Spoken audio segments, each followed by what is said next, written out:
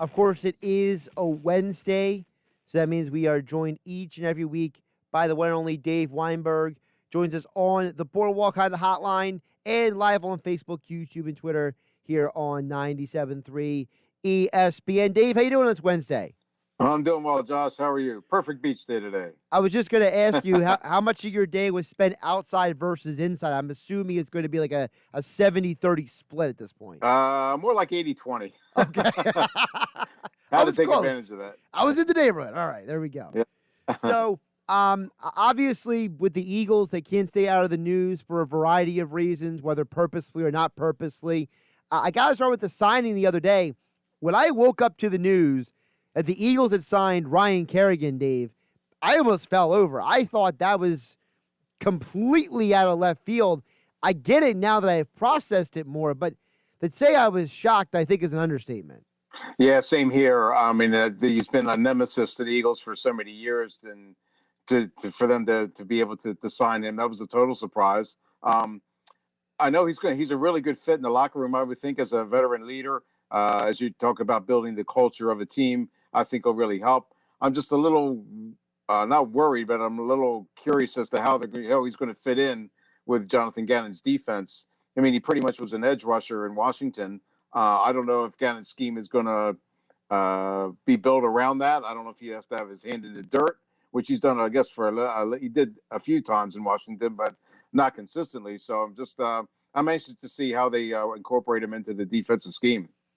I mean, I assume as well also, I mean, he's a guy who hasn't played full-time in the last couple of years in Washington, so I'm assuming that he must be okay with the concept of that here, because I don't suspect he's going to play like 75% of the snaps in Philadelphia, but he could still have a major impact if he plays half of those snaps, right?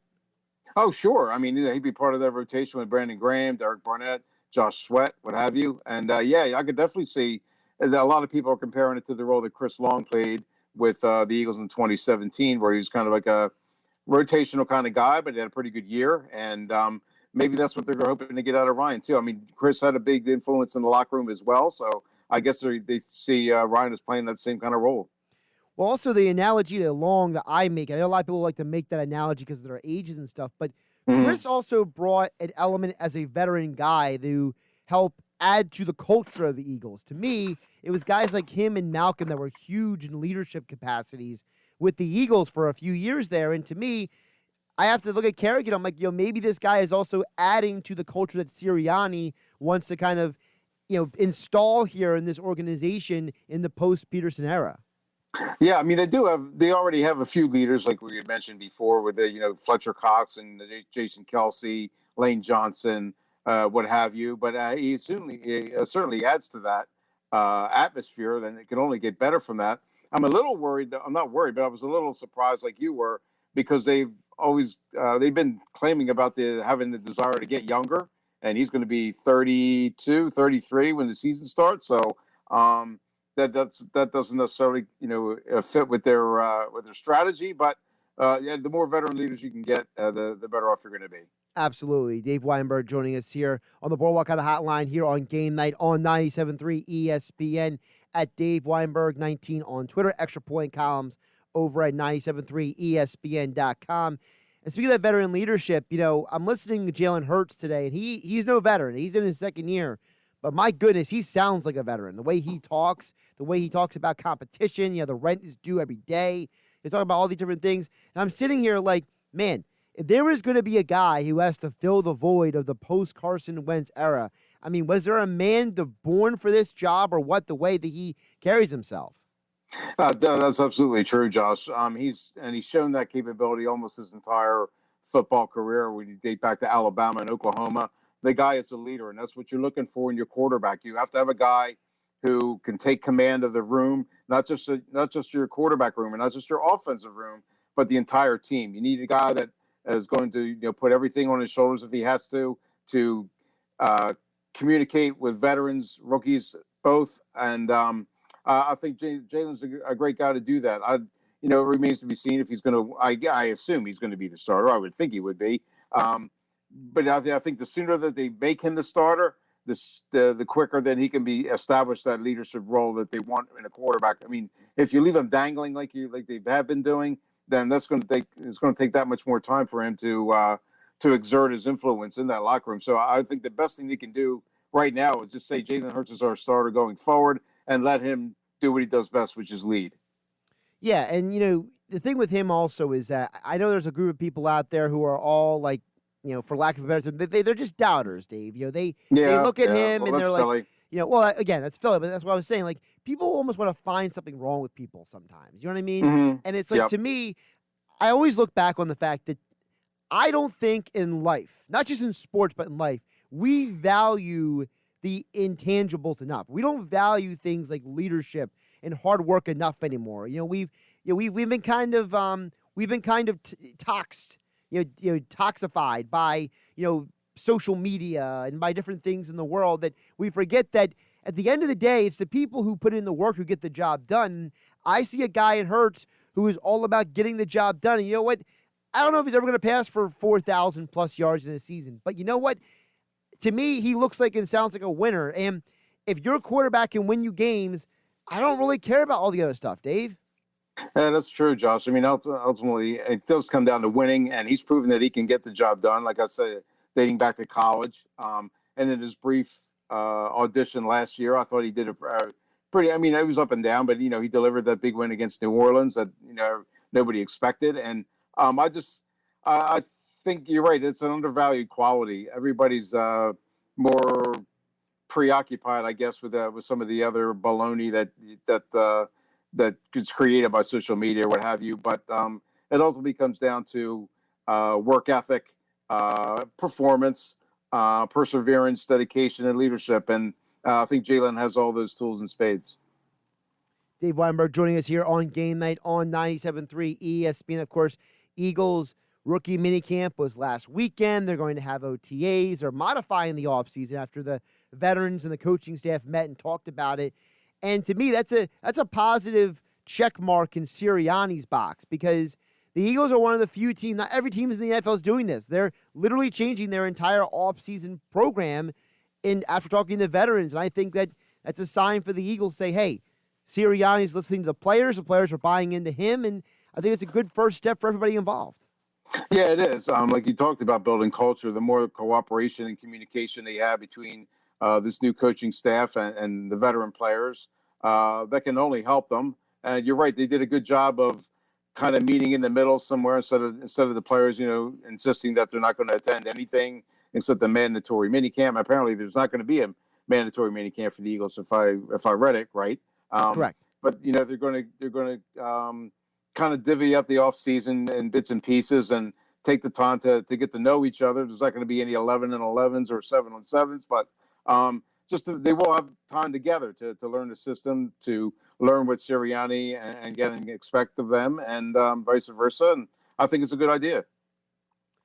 So, Dave, aside from covering the Eagles for as long as you've also covered boxing for a long time. First of all, congratulations on the PWAA contest that you won. It's always good to read your stuff, your extra point columns about that.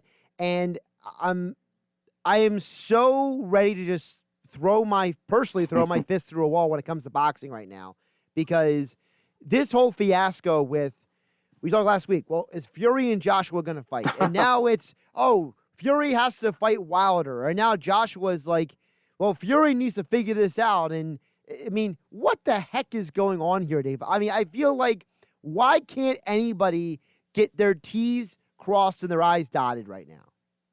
Because that's boxing. That's the way it's been forever, it seems like, especially in the last, say, 25, 30 years. Everybody has an ego. Everybody has an asking price. Everybody has demands. This promoter won't deal with that promoter. This network won't deal with that network. It's just an ongoing circus, and it's very rare that they come to a conclusion. You would just hope that they will finally. I mean, maybe Wilder and Fury should fight first. I mean, be the rubber match once and for all, although Fury pretty much dominated the last fight. But I guess Wilder, maybe he feels like he deserves a rematch. Maybe there was a rematch clause. I assume there was. So maybe they have to do it one more time, and then the winner fights Joshua. I mean, I personally would think Fury and Joshua would be the bigger fight at this point, because Fury's stars and exactly at the top right now. So it would make more sense from a public standpoint, from a fan standpoint, from a boxing standpoint for Fury and Joshua to meet in the ring. But like you said, it's just it's boxing, and you can never like count on anything until the two guys are actually in the ring. Now, can you explain to me, I might not be fully understanding how I'm asking you this question. So probably not, but go ahead. I appreciate that preface. There you go. So disclaimer, I may not be understanding this at all, so I'm going to ask the question anyway. So the WBO is putting pressure on Joshua to prove that the Fury fight is real. I'm sorry, explain it to me. I can't. The sanction, there's four major sanctioning bodies: WBA, WBC, IBF, WBO, and they very rarely crown the same champions. Their top 10 rankings are always different. Some have like super duper champions. Some have regular promise you be a champion. I mean, it's a ridiculous way to do things. And yeah, depending on the sanctioning body, it depends on who they want to be their champion. And if they're not satisfied with that guy, they'll do everything in their power to make sure that he's either stripped of the title or gives it up or loses it because of inactivity or what have you. It's so to answer your question, I can't explain it. I never can when it comes to the sanctioning bodies. All right, so I'll ask you another one that's not specifically with Fury and Okay. Joshua that might be a little easier. So from what I understand, the Ramirez-Taylor fight this weekend is basically a unification fight, a fight of every belt. Is that correct? I believe so, yes. Yeah, because I know WBC, WBO, and WBA and IBF are all on the line. So Okay. tell me and the audience what makes this Ramirez-Taylor fight interesting. Because to me at this point, because I'm not the diehard like you are. You don't know the game. I don't know the game as well as you do. But I'm interested because to me, hey, this is a unification fight. Anytime I see unification on like a label, I get interested. So tell me more about this.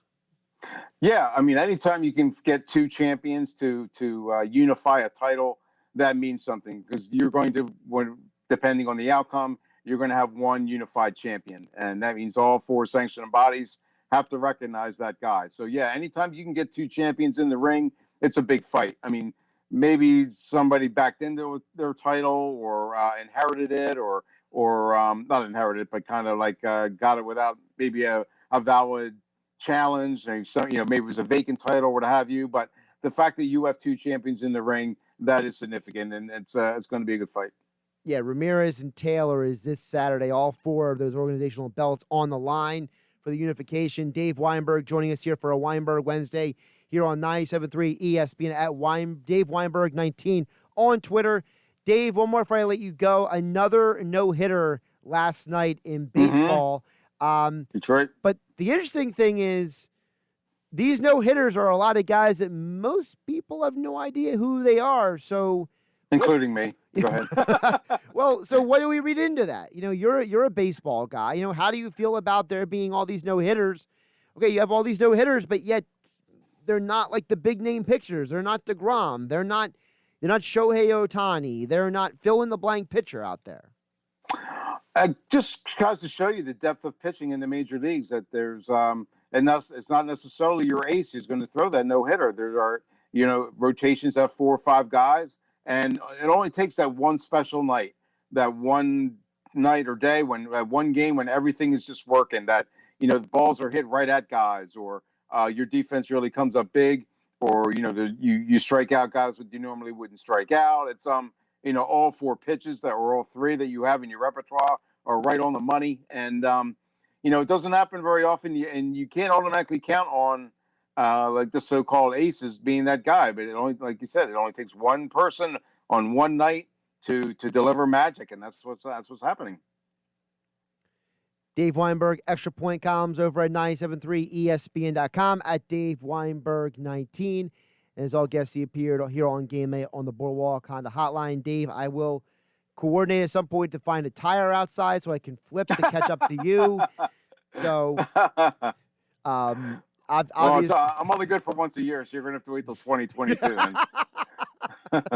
Well, I'm just trying to figure out how I get a tire into a parking lot to flip it and get it on film anyway. But that's just that's my personal conundrum. So, Dave, you can start with your driveway, maybe. I don't know.